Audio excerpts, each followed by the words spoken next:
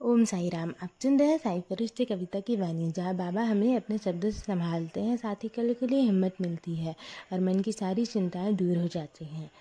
आइए रात के सुकून भरे पल में सुनते हैं उनका प्रेम भरा संदेश।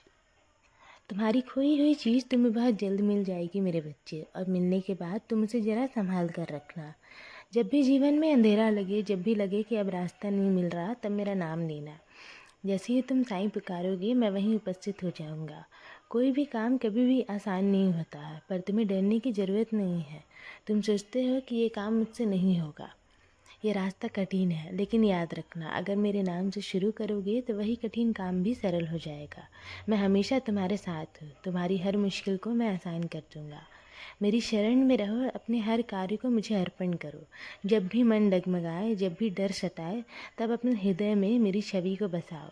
जो कार्य तुम मेरे नाम से करोगे, उसमें कभी भी असफलता नहीं होगी। तुम्हारे मन में कई बार लोग शंका, उलझन और कटु वचन भर देंगे। वे लोग तुम्हें गिराने की कोशिश करेंगे, तुम्हारा उत्साह तोड़ेंगे, लेकिन तुम डगमगाना मत, उनके शब्दों से विचलित मत होना। वे तुम्हें नहीं जानते, वे तुम्हारी साधना और तुम्हारे प्रेम को नहीं समझ सकते। तुम सिर्फ अपना मन शुद्ध रखो और अपनी भक्ति में लगे रहो। याद रखना, तुम्हारे जीवन का हर बोझ मैं अपने कंधों पर उठाता हूँ। तुम्हारा हर आंसू मुझ तक पहुँचता है। मैं तुम्हें कभी भी अकेला नहीं छोड़ूंगा। कभी तुम्हें लगेगा कि सब कुछ छूट गया, सब खत्म हो गया, लेकिन वही समय होगा जब मैं तुम्हें अपने आशीर्वाद की शक्ति दिखाऊंगा। मैं तुम्हारी जीवन की नैया पार लगाऊंगा। विश्वास बनाए रखो, तुम्हारा विश्वास ही तुम्हारी सबसे बड़ी ताकत है।